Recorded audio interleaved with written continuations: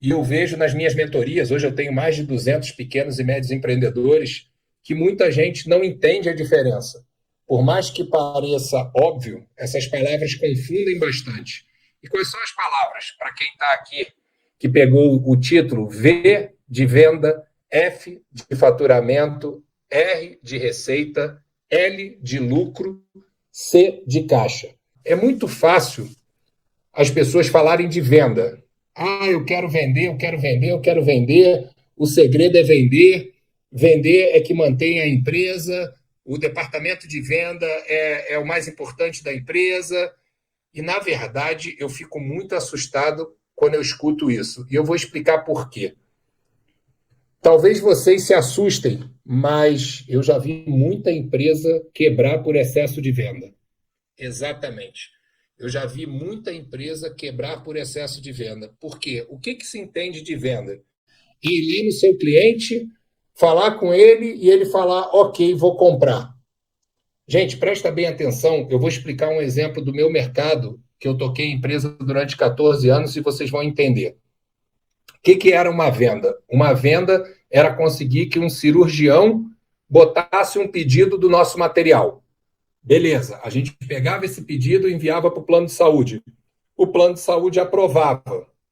E aí a gente considerava a venda feita porque a gente ia levar para a cirurgia.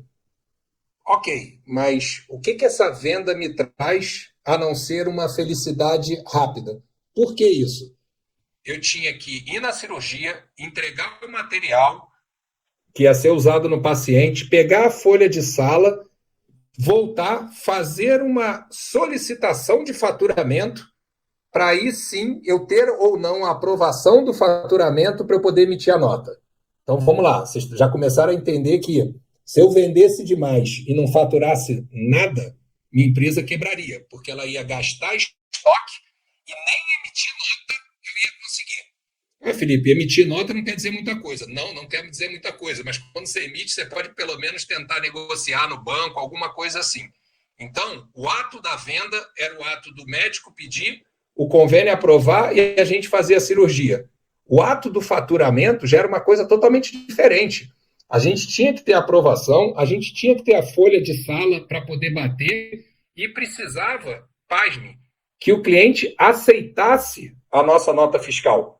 Então a gente precisava, durante muito tempo, os clientes, os convênios, eles criavam, eu brincava que cada convênio falava assim, você tem que faturar com a letra Arial 13, com a borda vermelha, com sombreado laranja. Por quê? Porque eles queriam que você fizesse a venda, mas não queriam que você faturasse, né? Quanto mais tempo demorasse para você faturar, mais tempo eles ganhavam para te pagar. Então vamos lá. Venda é o ato de você vender. Faturamento é você não só emitir sua nota fiscal, mas que o cliente aceite a sua nota fiscal, junto com o seu boleto para te pagar. O que é o R que eu estou falando aqui? O R é a receita. É quando entra o dinheiro. E aí vem um outro problema. Eu vejo muita gente que consegue passar pela venda, bingo. Consegue passar pelo faturamento, bingo. E aí não tem cobrança, não recebe. Gente, a venda, ela é um processo. Se você vender muito, faturar muito e não receber nada, você quebra. Então você precisa entender essa diferença da receita. A receita é a entrada de capital dentro da sua empresa. O ato da venda, você emitiu a nota e foi aceito pelo seu cliente, você entra no departamento de cobrança. Muitas das vezes você dá 30, 60, 90, 120 dias, então você precisa acompanhar. Já vi muita empresa emitindo muita nota e se perdendo na cobrança. E aí, gente, eu gosto sempre de contar os meus erros. Tinha uma época em 2007 que eu achei que eu era Midas, que eu ia montar tudo quanto é empresa ia dar certo. E as pessoas falam, pô, Felipe, tudo que você fez deu certo. Não. A maior parte do que eu fiz deu errado. Agora, o que eu fiz bem deu muito certo e o somatório dos acertos foram bem maiores que dos erros. Mas por que eu quero dizer isso? Numa época, como a gente tinha muita viagem com cliente, eu montei uma agência de viagem. E aí, para atender o mercado todo, nós pegamos uma conta da Petrobras, do embarque em Vitória, no Espírito Santo. E de cara, no primeiro mês, nós conseguimos uma venda de R$ 300 mil. Gente, eu não sei vocês, mas R$ 300 mil para o primeiro mês de uma empresa é dinheiro para caramba. Nós comemoramos, nós falamos, nossa, vamos nos dar muito bem. E aí, menos de 30 dias depois, o meu sócio que tocava a operação me chamou e falou, cara, ferrou. Eu falei, ferrou por quê? Realmente a gente fez uma venda de 300 mil, mas a gente não sabia as regras de faturamento. Você tem 24 horas para faturar. Eu falei, e aí? Ele falou, a gente não faturou. Eu falei, e aí? E aí que nós vamos ter que prestar o serviço e não ter receita nenhuma. Então, vocês estão entendendo que o ato de vender não te garante seu lucro, não te garante o seu sucesso. Então, venda, depois você fatura, depois você recebe. Vamos lá, vamos imaginar que etapa 1, check. Etapa 2, check. Etapa 3, check, você recebeu. Presta atenção, você conseguiu receber. E aí as pessoas, meus mentorados, me ligam e falam, Felipe, você fala de lucratividade, eu estou arrebentando. Por quê? Porque eu recebi bastante. Essa semana a nossa receita foi alta. Eu falo, e daí? Receita, gente, não é lucro. Receita não é lucro. É entrada de dinheiro na empresa, mas você tem que pagar os custos. Muitas das vezes você já pagou, você tem que computar quanto foi o teu custo de produto, quanto é o teu custo fixo, quanto é o teu custo variável. As despesas têm que ser retiradas. Então, cuidado para você não confundir receita com lucro. Caramba, Felipe, aí você está me confundindo. Primeiro eu achava que sabia o que era venda. Depois eu achava que sabia o que era faturamento. Depois eu achava que sabia o que era receita. E lucro, para mim, lucro era o dinheiro que entrava na minha empresa. Não, não, não, não. Ó, a Valéria já botou aqui, ó. Como posso desenvolver uma estratégia de vendas eficiente para alcançar um público mais amplo e aumentar a conversão de vendas? Vamos lá, a gente vai fugir um pouco, mas é válida essa pergunta. Como posso desenvolver uma estratégia de vendas eficiente para alcançar um público mais amplo e aumentar a conversão de vendas? Por incrível que pareça, conhecendo quem é o seu cliente. Sabendo quem é o seu cliente. Você monta a sua estratégia. Eu tenho uma metodologia que se chama Estratégia Win, que eu trabalho em cima de 8 pilares. O primeiro pilar é saber quem é o seu cliente. Por quê? Porque eu vejo muita empresa criando estratégia sem saber quem é o cliente, sem saber quem é o concorrente, sem saber qual a vantagem competitiva, e aí a estratégia. Eu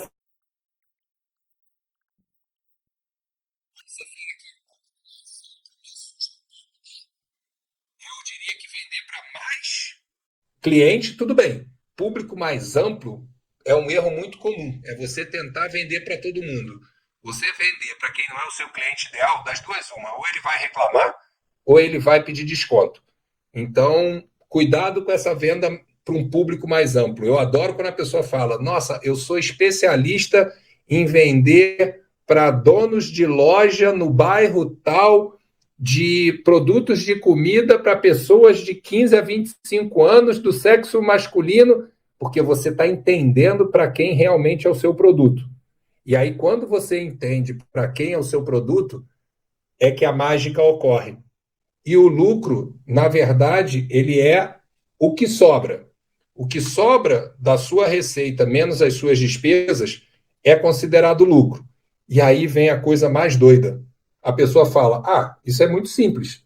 É só olhar o meu banco e ver o que tem no meu caixa. Não, porque tem despesas que ainda vão ser pagas, tem despesas que você paga para frente, então você já tem que provisionar essas despesas, e aí você entende o C, o último ponto, que é o caixa. O caixa é o dinheiro livre que você tem na empresa. E da onde surge o caixa? O caixa surge do lucro. A partir do momento que você paga todas as suas despesas e afere o seu lucro, eu aconselho aos empreendedores para separarem parte do lucro e deixar no caixa da empresa. Por quê, Felipe, se isso aí é excedente? Porque eu sempre digo, vem sempre uma dor de barriga, vem sempre um período ruim. E o caixa é que te salva. Muita gente já deve ter ouvido do cash is king. É exatamente isso, é a sua reserva de caixa, porque você montou uma empresa que está lá estruturada para faturar 50 mil por mês. Enquanto você fatura 50 mil, ela paga as contas. Quando você fatura 60 mil, ela dá lucro. 70 mil, ela dá lucro. Aí você pega esse lucro e retira tudo. E quando ela faturar 40, você não tem dinheiro para pagar as contas.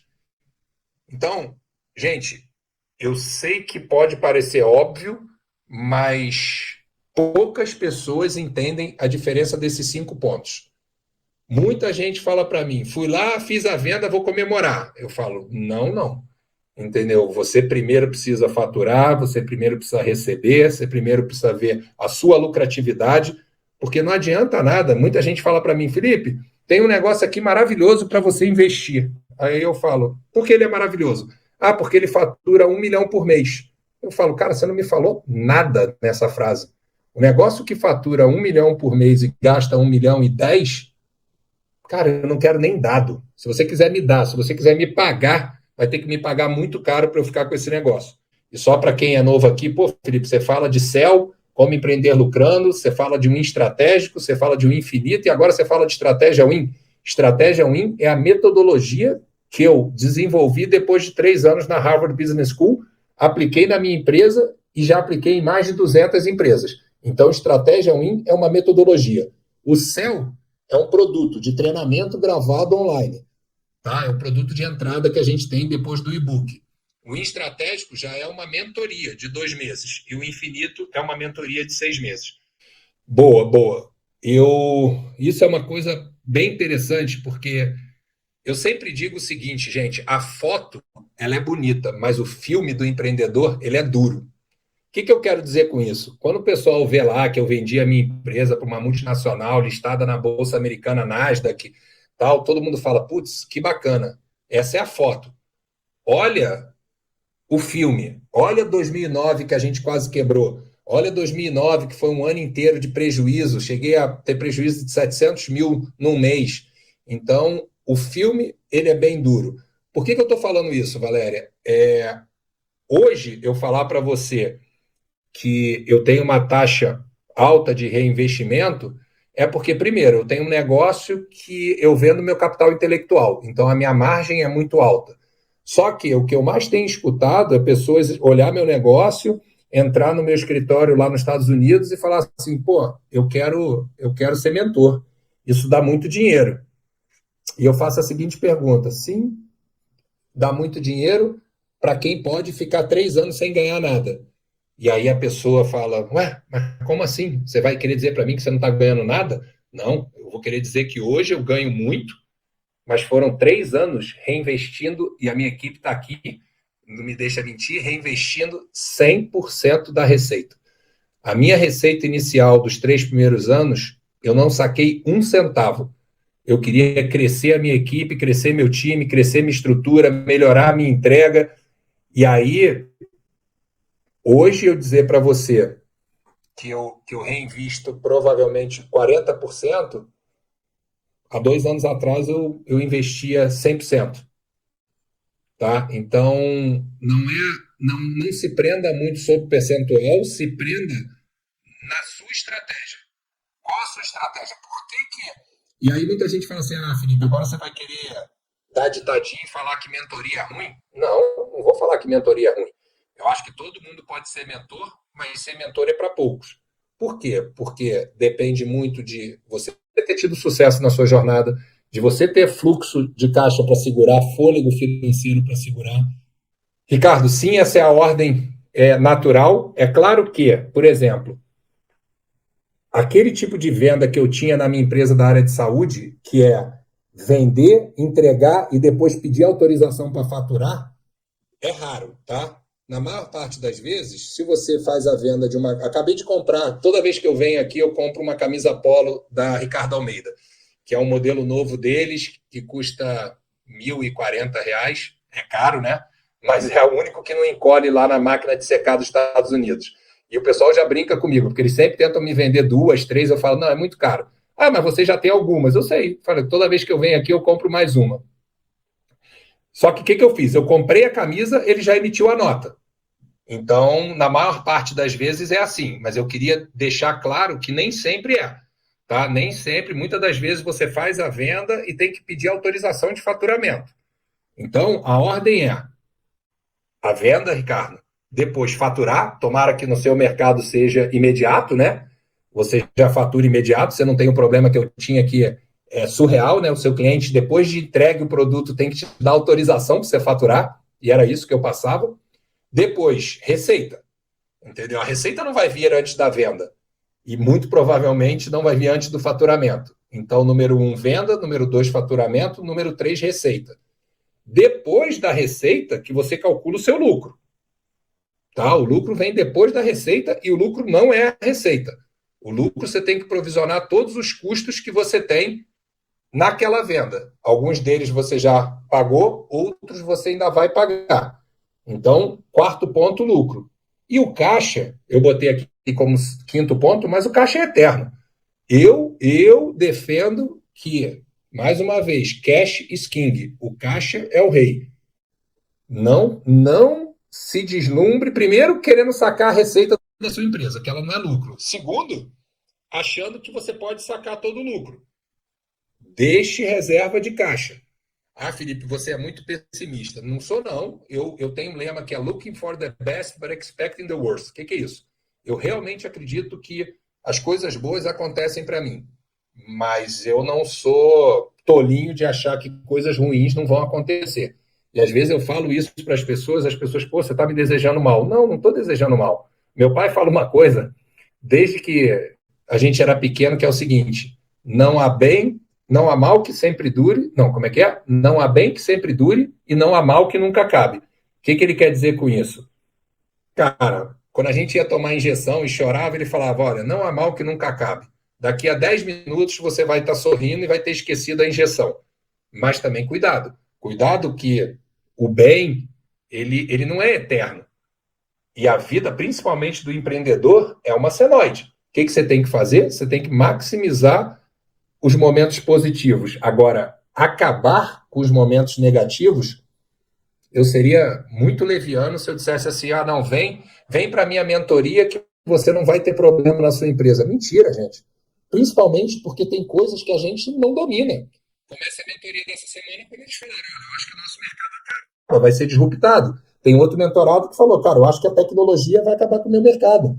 Mais uma vez, gente, alguém vai vender lenço enquanto o outro chora. Então, mesmo que o seu mercado esteja mal, esteja acabando, a gente traça duas estratégias. Uma, como é que nós vamos ser o último a sair da onda, vamos continuar surfando essa onda, e mais do que isso, como é que a gente sai já preparado para o próximo esporte que a gente vai jogar. Então, muitas das vezes, eu dou mentoria para empresas preparando a estratégia para a próxima empresa.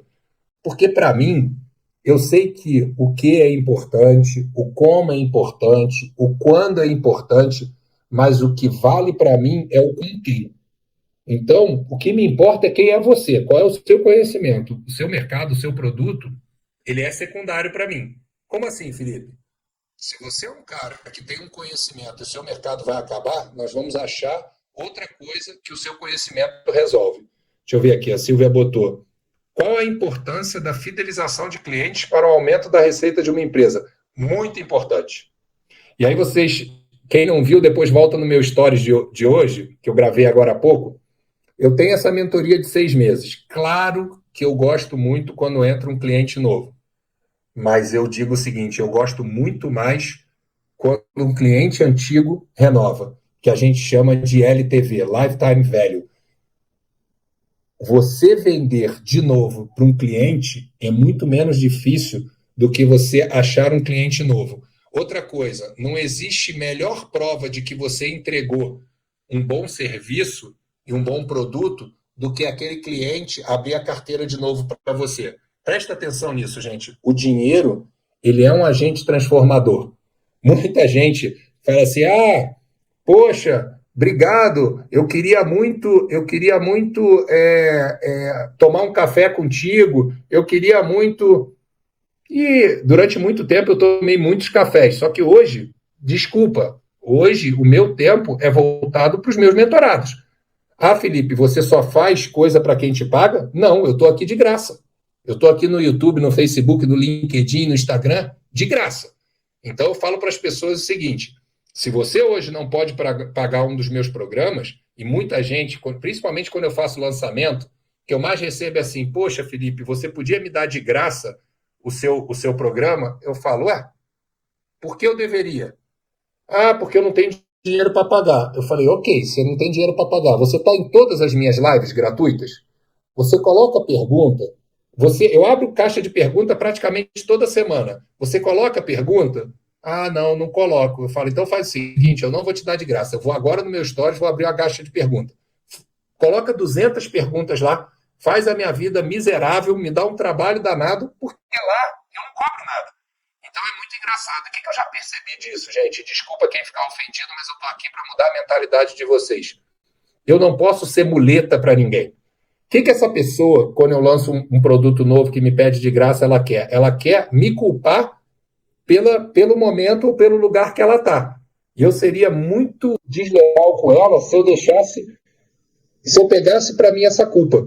Entendeu? Porque as pessoas preferem dizer o seguinte: ah, se o Felipe tivesse me dado de graça, eu teria tido sucesso. Mentira, mentira. Porque eu dou 99% do meu conteúdo está de graça aqui no Instagram, no YouTube, no Facebook, e as pessoas não se dão nem o trabalho de ir lá ver. Entendeu? Eu abro caixa de pergunta e eu sei muito bem quem são os preguiçosos e quem são os executores. Tem gente, sim, que eu reconheço que não pode pagar os meus programas de mentoria, e eu nunca deixei de responder uma pergunta. Porque aquelas pessoas estão querendo ir para o próximo nível, e eu tenho certeza que um dia vão estar num programa maior meu de mentoria. Ó, o Jefferson botou aqui: como uma empresa pode aumentar seu lucro sem aumentar sua receita? Ótima pergunta, isso é totalmente possível, gente. Vamos lá, tentar trazer da maneira mais simples possível. O lucro é receita menos despesa. Então, as pessoas só conseguem enxergar o seguinte: para aumentar o lucro, eu tenho que aumentar a receita. Sim e não. Por que sim e não? Se você aumentar a receita sem mexer na despesa, você aumenta seu lucro. Só que presta atenção numa coisa muito importante. Cada vez menos você coordena a sua receita. Cada vez mais o cliente tem força. Ainda mais se você vende produto commodity. Não adianta você achar que você vai vender, sei lá, essa caneta Bic por R$ 1.000. Ninguém vai te pagar. Não, eu quero aumentar meu lucro, eu vou deixar de vender, vou chutar lá, R$ 5 essa caneta. Não adianta eu querer vender por 50 que ninguém vai pagar. Então, qual é a dica que eu dou para você aumentar seu lucro? Controle seus custos. Compre bem. O melhor lucro é o lucro da compra. É empresa pobre de dono rico. Isso não vai funcionar. A empresa vai quebrar e o dono vai ficar pobre porque a empresa toma o dinheiro do dono. Então, primeira coisa é entender que o dinheiro da empresa não é o seu dinheiro, tá? Ele não é o seu dinheiro, até porque tem contas que ainda vão vir para pagar. Então, a disciplina, que eu gosto muito, tá? Eu digo que o nome do jogo você tem que ter foco e disciplina. Como é que você cria disciplina? Disciplina é hábito. Você tem que criar o primeiro hábito que poucos pequenos empreendedores criam, que é separar a vida pessoal de vida profissional. Entendeu? Você tem que ter uma conta sua pessoal e uma conta da empresa. O que eu vejo de empreendedor falando: ah, minha empresa não deu lucro. Por quê? Não, porque aqui eu paguei meu cartão de crédito, eu paguei a prestação do meu carro, eu paguei os presentes da família. Eu falei: mas a empresa não tem família. A empresa não come no final de semana. Então, toma muito cuidado e separa muito bem. Então, os empreendedores se perdem porque se perdem no básico, já começam errado. Uma coisa é a empresa, outra coisa é a pessoa física. Cláudia, só complementando, o cálculo para a receita deve ser feito por 1 ano ou por 6 meses? É necessário um planejamento? Ótima pergunta. Eu sou da escola de Harvard. Harvard desenvolveu o Business Plan, que é o planejamento de negócio, o plano de negócio. Mas a própria Harvard está destruindo isso, porque eram planos de 5 anos. Gente, hoje o mercado está muito veloz, entendeu? Eu digo que pequenos e médios empreendedores trabalham com planos. Sim, você faz um anual, você faz um semestral, mas ajusta bimestralmente. Então, o cálculo deve ser feito, diria que por 1 ano, tá? Se possível, mas sendo ajustado a cada 2 meses. E troca planejamento por estratégia. Sabe por quê? Porque quando a gente fala planejamento, é aquela. Vem na nossa cabeça fazer aquela coisa rebuscada, aquela Bíblia para ser seguida, aquele. Gente, o que eu já vi de empresa, quando termina de fazer o business plan, ele já está todo furado, entendeu? Então, assim, mas as empresas grandes fazem, é outro jogo, tá? Nós, pequenos e médios empreendedores, a gente ajusta a todo momento. Afinal de contas, eu sempre digo o seguinte: é ruim, né? Você ser pequeno, você não ter caixa. Você, sim, agora qual é a parte boa? Você manobra muito mais rápido um jet ski do que um transatlântico. O transatlântico pode avistar o iceberg, que chances são que ele não para nem vira aquele navio imenso. Então você, sendo pequeno, você tem que ser mais ágil. Aí não, você faz o seguinte: você é um jet ski, aí você traça um planejamento de 1 ano de navegação. Você perdeu a sua vantagem competitiva, que é a agilidade. Como eu falo para pequenos e médios empreendedores, eu não vou ser louco de engessar os meus mentorados dentro de um planejamento. Mas o gigante faz. O gigante faz porque ele é lento. O gigante ele é lerdo, ele não consegue movimentar rápido, a estrutura dele é pesada. Entendeu? Então, para nós, tem que ter alguma vantagem você não ter 100, 200, 500, 4.000 funcionários, entendeu? Tem que ter alguma vantagem você não ter um custo tão alto. Tem que ter alguma vantagem você faturar menos, entendeu? Você tem uma área de manobra muito mais ampla. Como criar, inovar, desenvolver diferencial no mercado? Ótima pergunta. Primeiro, gente, para de tentar copiar o seu vizinho, eu nem chamo de concorrente, mas o seu vizinho. Como é que você cria, inova e desenvolve diferencial? Primeiro, sabendo quem é você. Por que isso? Porque pequenos e médios negócios são frutos do empreendedor. Eu fiz até essa brincadeira hoje. Imagina que eu quero inovar e melhorar a qualidade da minha mentoria e eu vou tentar ter o melhor penteado dessa live. Pô, galera, não dá, né? Não tem nada a ver comigo. Entendeu? Não está dentro da minha vantagem competitiva. Não, mas poxa, eu tenho 1,96 m, muita gente não tem. Então, o que 1,96 m ajuda? Ajuda para o basquete. Aí vou eu tentar jogar o jogo do jockey, do corredor de Fórmula 1, sendo que eu não consigo nem entrar dentro do carro. Você está entendendo? Como é que você faz para criar, inovar e desenvolver um diferencial? Primeiro, saiba qual o seu diferencial. Tá? Você entendendo qual o seu diferencial, fica mais fácil você entender qual o diferencial do seu negócio. Depois você se pergunta: o meu diferencial resolve a dor de algum cliente? Se ele conseguir resolver a dor de algum cliente, pronto, deu fit e você tem um negócio. Cuidado, que eu vejo muita gente queimando o cérebro para criar o novo iPhone. Mas se você não tem essa característica, você não vai conseguir. Então, a pergunta é boa, mas ela é invertida, tá? Você, na verdade, entende o seu diferencial, trabalha para melhorá-lo. Eu sei que tem muita gente que fala, você tem que focar nas suas deficiências e tal. No início, quando você está sozinho, sim, você tem que melhorar um pouco aquilo que você não faz, mas o meu foco é sempre potencializar o meu lado forte para que eu cresça rápido e possa ter pessoas melhor que eu para fazer o que eu não sou bom. Então, pega essa aí. Pega o que você tem de diferencial e trabalha ele para você ser o melhor. E aí as pessoas falam assim, Felipe, é fácil para você porque você sabe muito de muita coisa. Mentira, gente. Eu sei muito pouco de muita coisa. Agora, eu sei muito de pouca coisa. Eu sei muito de estratégia. Por isso eu estou tendo sucesso nas minhas mentorias. Mas eu não me meto a falar de RH, não me meto a falar de jurídico. Por quê? Porque aí eu vou me perder. Se você não entendeu, entenda, tá? É bem diferente venda para faturamento, para receita, para lucro e para caixa. E a todo momento eu vejo empreendedores se dando muito mal por confundir essas etapas. E olha, não são empreendedores ruins não, tá? Gente muito criativa, muito boa, ótimos vendedores, mas não entendem essa lógica. Tchau, tchau, gente.